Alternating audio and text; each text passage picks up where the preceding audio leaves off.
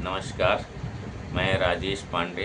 आप लोगों का स्वागत है राजेश पांडे स्वस्थ जीवन चैनल पे।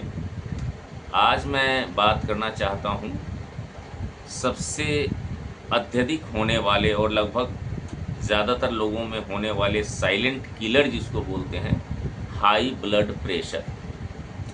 तो हाई ब्लड प्रेशर एक बीमारी नहीं है, एक लाइफ स्टाइल से जुड़ी हुई समस्या है।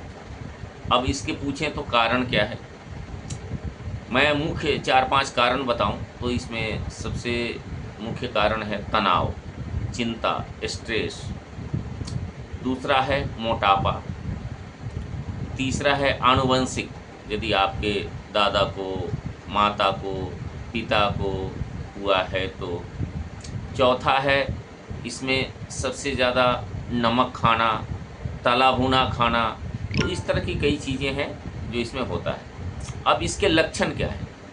मुख्य तौर पर हाई बीपी का कोई लक्षण नहीं होता जब तक कि 160 110 ना हो। ऐसे नॉर्मल आज तक अमेरिकन एसोसिएशन के हिसाब से 140-90, ऊपर का 140 नीचे का 90 लगभग नॉर्मल माना जाता है।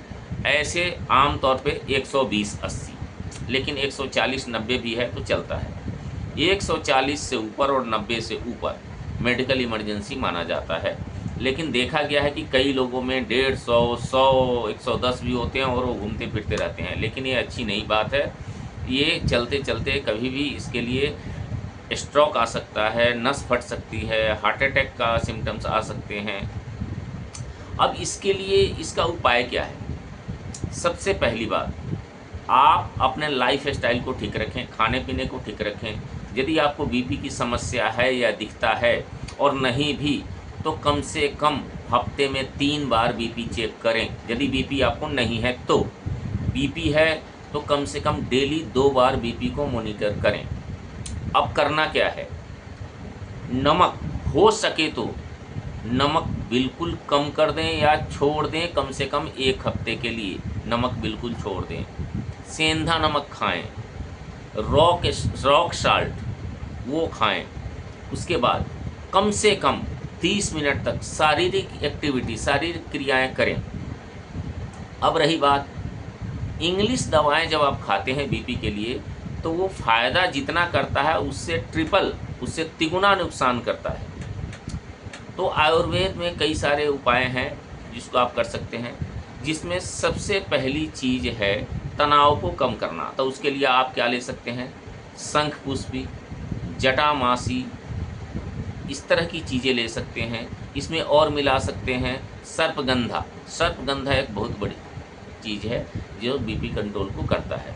लेकिन अब आपको ये देखना है कि ये सब चीज़ें आप लाए कहाँ से। लाएँ तो वो शुद्ध है, ओरिजिनल है कि नहीं, इसको बनाए कैसे। तो सबसे अच्छी बात है कि आप अपने बीपी को कंट्रोल रखने के लिए सुबह सुबह, यदि आप अंग्रेज़ी दवाई खाते हैं उसको खाते रहिए, लेकिन उसके साथ साथ कम से कम 15 दिन के लिए आप शंखपुष्पी, जटामासी, ब्राह्मणी, आंवला, अश्वगंधा, ये सबको मिलाकर एक चीज़ बनती है जिसको आप नहीं बना सकते, सर्पगंधावटी, इस सब को मिलाकर एक बनती है, वो आप खाएं। और नहीं तो टैबलेट आती है स्ट्रेस मुक्ति और सर्पगंधा। सबसे अच्छा होता है कि आप कोटक्कल केरला का ले ले, वो खाएं। 2 टैबलेट सुबह, 2 टैबलेट शाम, गुनगुने पानी के साथ, खाना खाने और नाश्ता करने के बाद, सिर्फ 3 या 4 दिन तक। उसके बाद आप बीपी चेक करें। 3 से 4 दिन के बाद आपको इंग्लिश दवा छोड़ना पड़ेगा, अंग्रेजी दवा छोड़ना पड़ेगा, क्योंकि बीपी आपकी डाउन हो जाएगी। बीपी आप डेली चेक करते रहें 2 बार, चार्ट बना लें। उसके बाद 3 से 4 दिन के बाद आपको अंग्रेजी दवा छोड़ना पड़ जाएगा। उसके बाद आयुर्वेदिक दवाएं खाते रहें, 15 दिन तक खाएं आप 2-2 टैबलेट, 2 सुबह 2 शाम। उसके बाद आपको ये 2 टैबलेट भी खाने की ज़रूरत नहीं पड़ेगी, फिर एक करें। उसके बाद आप बीपी अपना चेक करें, बीपी आपका बिल्कुल कंट्रोल हो जाएगा। यहाँ तक कि यदि इससे ज़्यादा आप दवाई 15 दिन के बाद खाते हैं तो आपका बीपी लो हो सकता है। लेकिन सबसे महत्वपूर्ण बात, कि ये सारी चीज़ें आप किसी अच्छे आयुर्वेदिक चिकित्सक या आयुर्वेदिक जड़ी बूटी के जानकार के देख रेख में लें, अपने से न लें।